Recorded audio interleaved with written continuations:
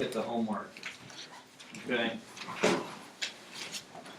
What questions did you have about the homework regarding the chain rule?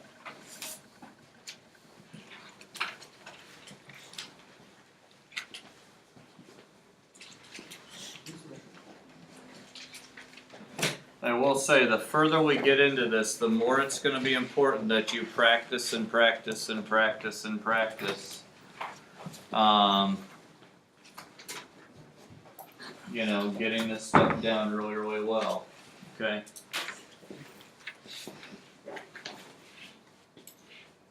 Do we have any trouble?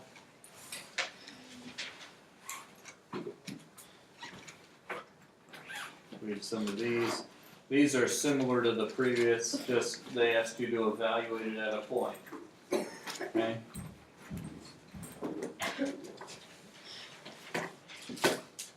Four and 5. Okay. 4 and 5 particularly are types of questions that you'll see on an IB exam.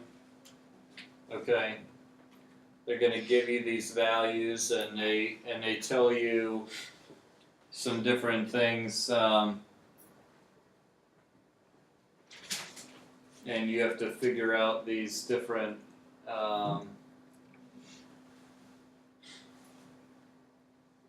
you know, what A and B are and whatnot. Can we do this one? Can we do this one? Okay. Alright, so it says find A and B given that when x equals 3, y equals 1, and dy dx equals negative 1/8. Okay? Well, the first thing I would do is see if I can't get anywhere when I just have the original function. Y equals A over, and actually I'm going to go ahead and plug in 1 equals A over the square root of 1 plus B times 3. Okay? So I have that.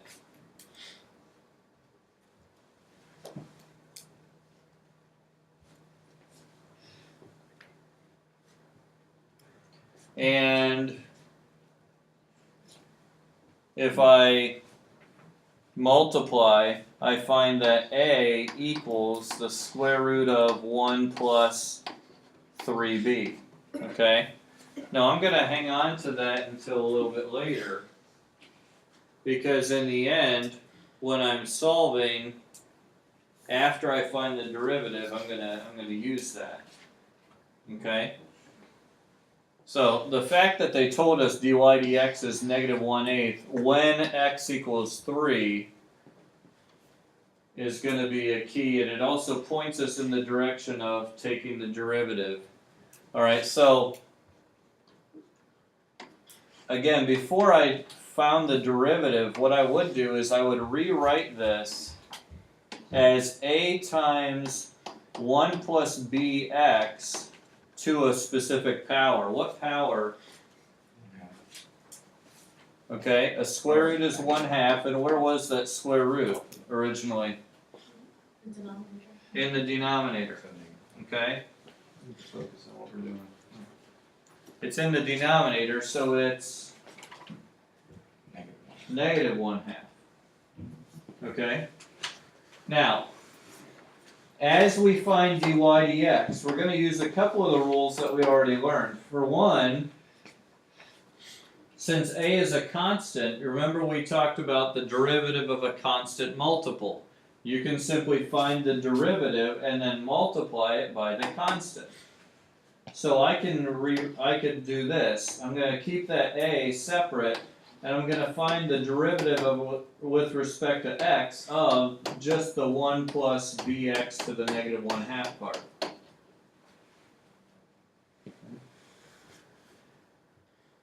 So here's where the chain rule comes in. Okay, the outer function is the something to the negative 1/2.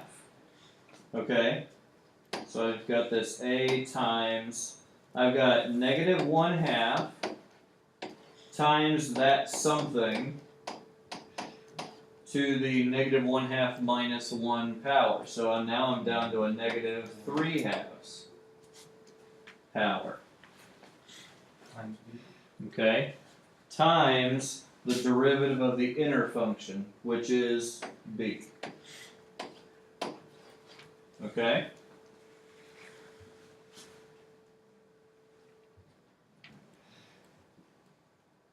So the outer function is something to the negative 1/2. So its derivative is negative 1/2 something to the negative 3/2.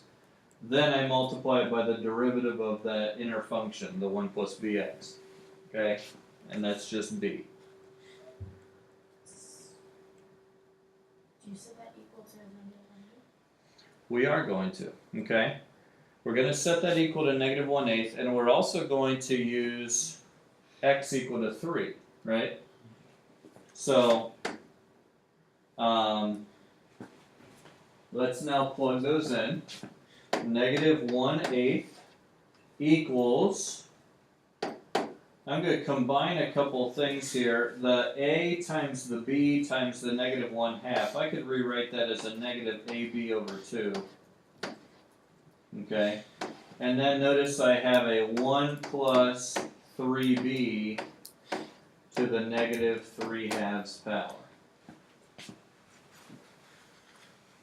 Okay.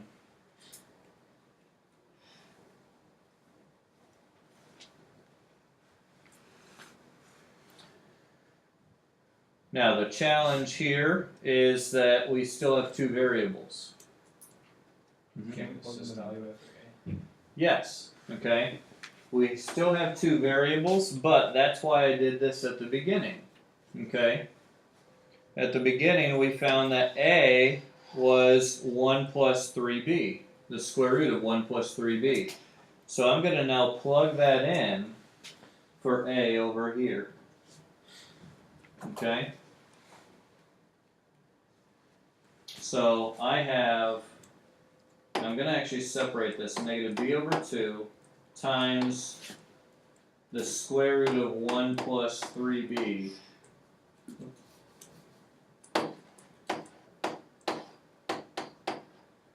And that's times 1 plus 3b to the negative 3/2 power.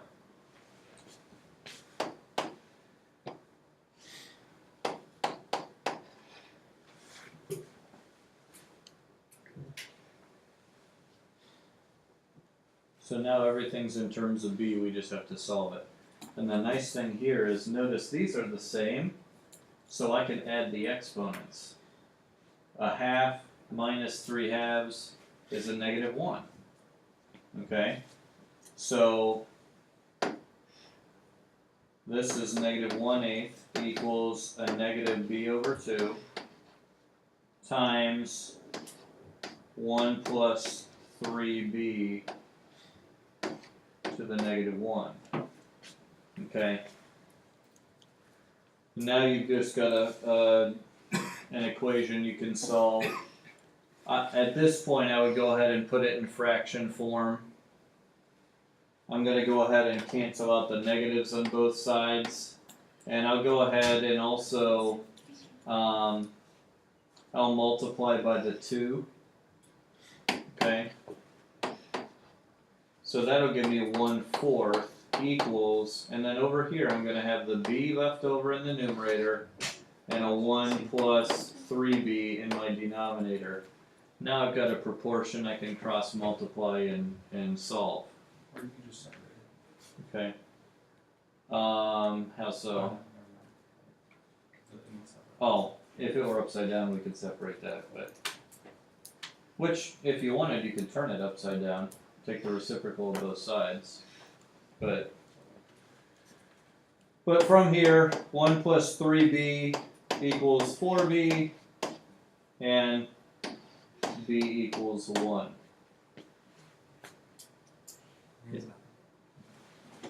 Okay. Now we go back to what we had before. A is the square root of 1 plus 3b.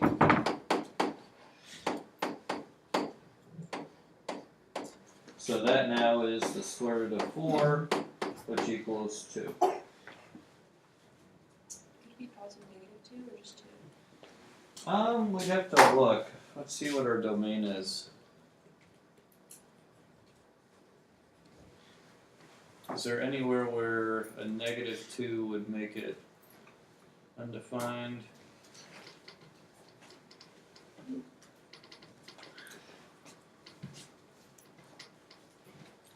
I don't think so.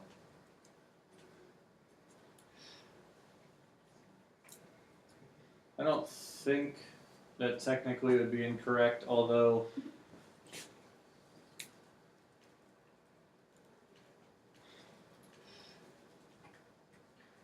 in order to get it to work, you'd have to take the negative square root here, which we typically don't do unless we're solving an equation specifically. So I would just keep it at 2.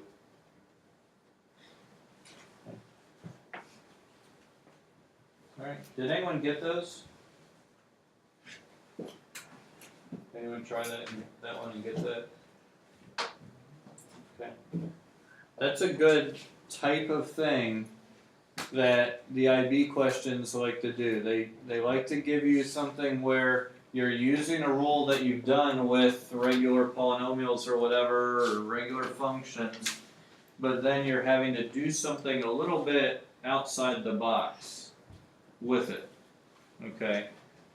Like in this case, solving a system of equations using some other things.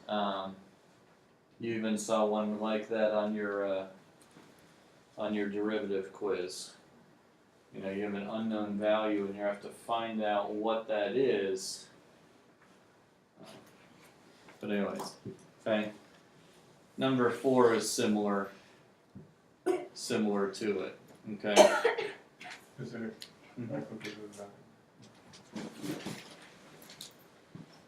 Alright, so anything else?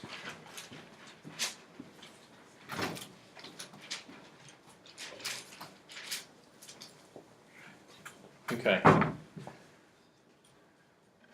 Now, what I want to introduce today is our product rule. Tomorrow, the first half of the period, the double period, or actually I should say Wednesday, we're going to spend doing practice of this. Okay, so we'll take questions from the homework from tonight, and then do some practice, some more practice. Then the second half of that period, we're going to introduce the quotient rule, okay? And then we'll kind of do the same thing. Thursday we'll go over some homework from the quotient rule, and then practice with that, okay? So our main goal here this week is just these 2 rules, product rule and quotient rule. So let's kind of set this up. Let's say you're given f of x as this function here, okay? Let's do this, okay? Let's find the derivative of the first part of the product, then the derivative of the second part of the product, and then let's see what those 2 derivatives multiply together to get, okay? So, what would the derivative of 3x minus 5 equal? 3, okay? Derivative of 3x is 3, the derivative of the constant negative 5 is 0, so it's just 3. And then, yeah, good, this would be 8x. So if I multiply those together, what would I get? 24x. Now, I'll tell you right now, that is not f prime. Okay? And the reason why that isn't f prime is because derivatives are just big what? Go back to the definition. Derivatives are the rates of change. But what did we do with that slope formula? We took the limit, okay? Yeah, okay? So remember, derivatives are just big limits, okay? And while we had the limit of a constant multiple, where you could just take the constant out and multiply that by the limit of what was left over, you cannot take the limit of two functions multiplied together that aren't constants.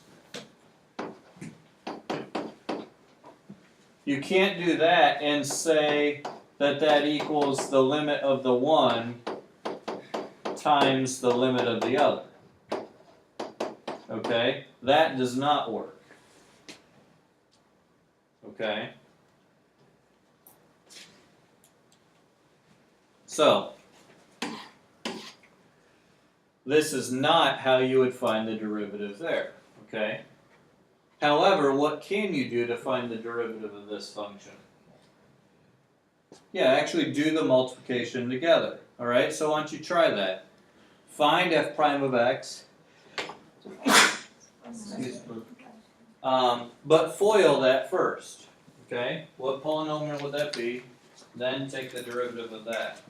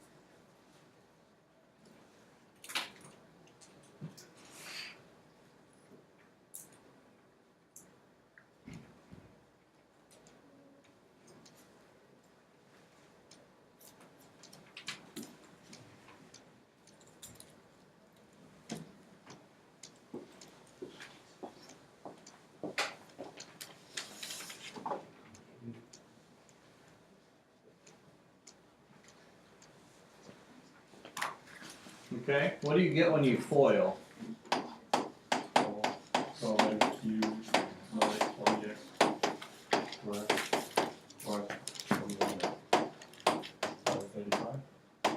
Good. Okay? So then, what's f prime of that?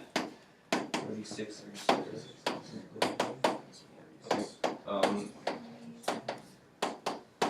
I heard that mumbled in there somewhere. Okay?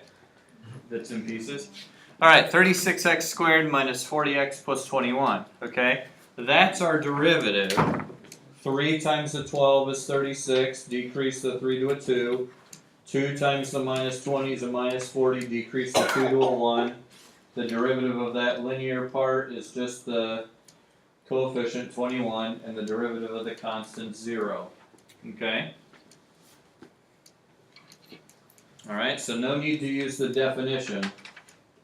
We would not want to try to do this one with the definition. That's the kind of torture that you'll get in AP Calc if you decide to take that, if you're juniors. Or if you take calculus in college, you'll have to do a few of those. But anyways, there's our derivative, and that's obviously not just 24x. Okay? So how do we deal with this, okay? How do we get that in situations where we either don't feel like foiling things out, or literally can't FOIL things out? Like, for instance, you know, if we had a 2x plus 5 to the 5th power times 4x squared minus 9, or something like that, okay? We could FOIL that all out using our binomial expansion, but we really don't want to, okay?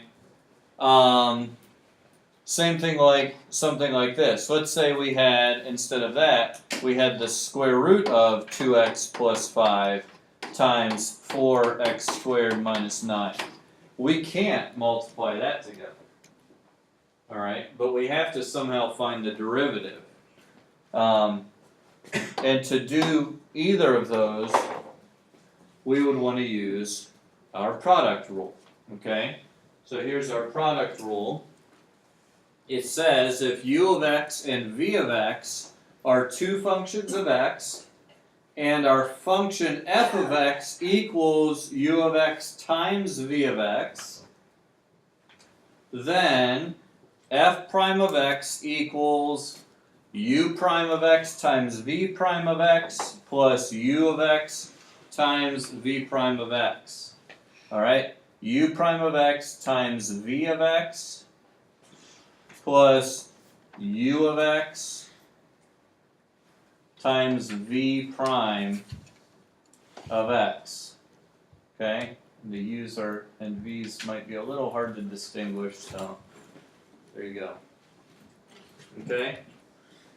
Sometimes for ease, you'll see people write it like this. You'll leave out the of x parts and they'll just put u prime v plus uv prime.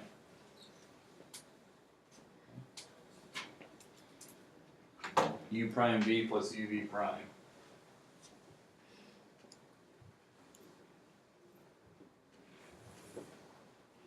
Now, some alternative notation that says the same thing, but if we're using dy dx, we have du dx times v plus u times dv dx. Okay? So again, different notation, but it's saying the same thing. So you're finding the derivative of the first of your two factors, and you're multiplying it by the second factor. Then you're taking the first factor and multiplying it by the derivative of the second factor, and then adding those things together. So let's look at the example that we had just done, but let's do it without foiling, using our product rule. First of all, what in this case would we say was our u of x? 3x minus 5. Yeah, 3x minus 5. And the derivative of that we said was just 3. Yeah. Because it's, you bring the 1 out in front and now it's x to the 0, so there's no x's there. Alright, so just 3. Then our v of x would be, good, 4x squared plus 7. So v prime is, yeah, 8x. Okay? So now it's just a matter of, we used to call plug and chug. Okay? Just plug it in and figure it out. Okay?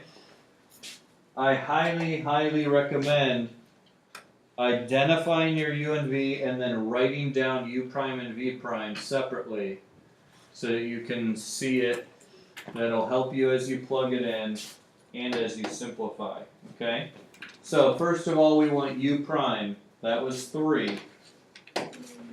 Then times v. That's the 4x squared plus 7.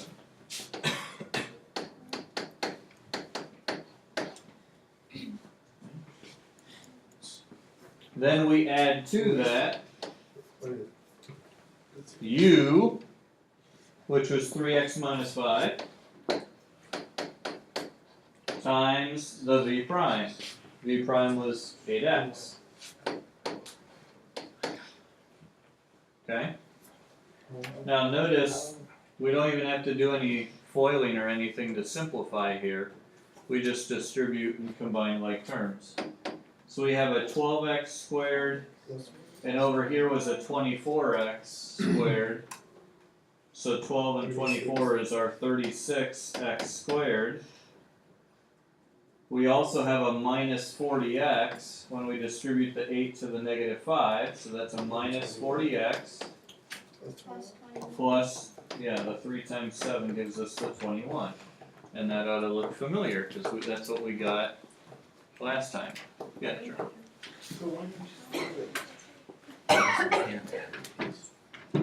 Okay? So, in this case, which one is better? Well, whichever you prefer. This one, it really doesn't matter. Okay? Does it make sense to just use this rule for each one that we have to requires some work because just get used to using it. Well, for now, yeah, especially like in the homework tonight and stuff, I'd, go ahead and use this rule even if you see a different way, just for the extra practice. But when it comes time to do this, whether it's on a quiz or a test or the IB exam or whatever, the object is to get the derivative. So if you see a slightly different way of doing it, then you can do it that way. In fact, we're going to look at the quotient rule, okay, which is when you have u divided by v. Theoretically, you could get away, it would make things really complicated in some cases, you could get away with just seeing that as u times v to the -1. You'd have to use the product rule and the chain rule together every time, but you could do it. That's what's kind of cool, is with all this stuff, there's going to be more than one way to do it most of the time. And you just got to pick a way that makes sense to you and go with it. Alright, let's try another example here. Let's say we've got f of x equals a 3x squared plus 5x minus 7 times a 4x cubed minus 2. Alright. And we decide that we don't feel like multiplying that out. So we're going to use our chain rule. Or not chain rule, our product rule. So, what would be u in this case? 3x squared. Good. There's our u of x. So I've identified that. Now, what's u prime of x? 9x plus 5. There we go, 9x plus 5. Alright? 9x? 6x. This, oh wait, yeah, sorry. Oh, sorry. That was my fault. 6x, 3 times 2, not 3 squared, yeah. Alright, then we identify v, which is obviously this. There's our v of x. Okay, so what is v prime of x? 12x squared. Okay? So now, again, we're going to find f prime of x by doing u prime v plus u v prime. Okay? So let's plug it in here. U prime, 6x plus 5. V, 4x cubed minus 2.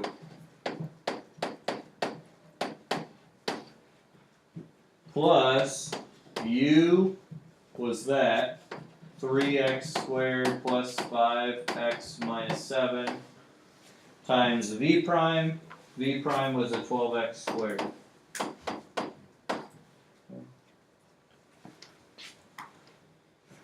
So there it is. Now it's just simplify, okay? It's not like, it doesn't, in that case, it doesn't make it that much easier. Not necessarily, no. We at least don't have to multiply with, like FOIL with the trinomial. So, again, this is one where it would be up to you, which method you thought you could do faster and more efficiently, okay? But in this case, we've got a 24x to the 4th plus 20x cubed minus 12x minus 10.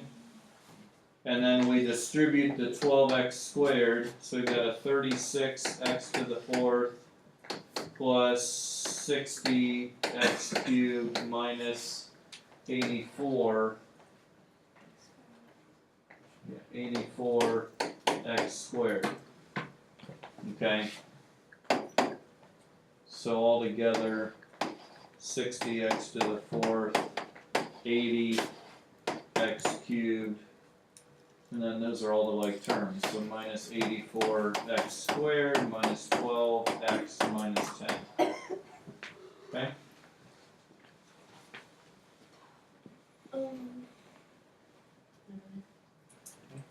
And again, could you have multiplied it out at the beginning and then gotten this? Yes.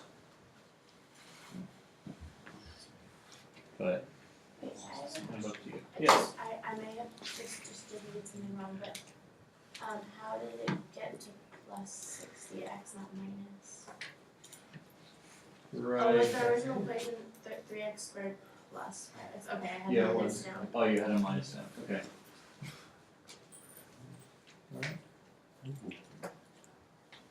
So, any questions about that? Does that make sense? Pretty much?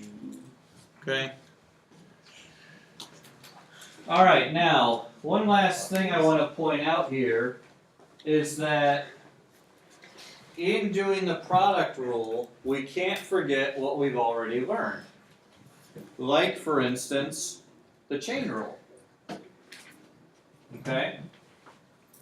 Here we have a case where we definitely don't want to have to multiply it out because we have x squared being multiplied by this other part, x squared minus 2x to the fourth power. So I'm going to call that my v. The x squared is my u. Okay? So what's u prime? 2x. Okay? Then let's write down v prime. This is where you can get in trouble if you try to just, rather than writing it down separately, you just try to put it all in the formula at once. This can get complicated. So 2x minus 2 and all in. not quite. How do we do the chain rule? We have the derivative of the outer function. So we have 3. 4 times x squared minus 2x, that's the power. Okay, good. The derivative of something to the fourth power is 4 times the something to the third power, right? And that's just times x squared minus 2x, right? There we go. Times, well, it's times the derivative of x squared minus 2x. 2x minus So 2x minus 2. Okay?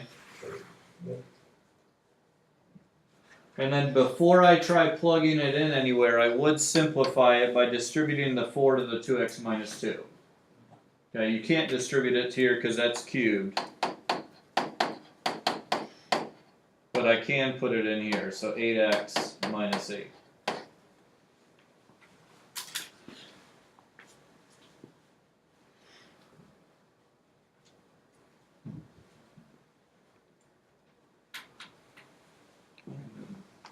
Use the product rule.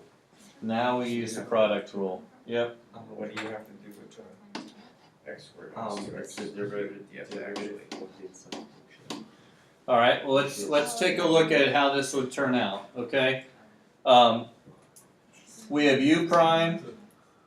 So we have 2x times a v. V was the whole x squared minus 2x all to the fourth power. And then plus u, which was x squared, times v prime. So you have an x squared minus 2x cubed times 8x minus 8. Okay? So here's our u and our u prime. Here was our v and our v prime. Okay? Not multiply the 2x into this. You can't do that, right? You can't, but there actually is a nice way to simplify this. Okay? And this actually happens quite a bit when you're dealing with the ones like this.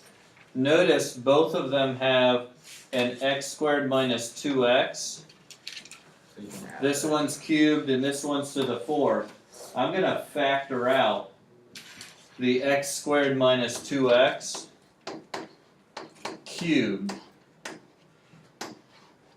and then look at what's left over. I have 2x times, I only took out 3 of those, so there's still 1 left in here. Plus, all of that's gone, so I just have an x squared times an 8x minus 8. And as you can see, that's going to be a whole lot easier to simplify. Because it's just distribute and combine like that. Okay? So, alright, try a few of those, see how you do. Okay?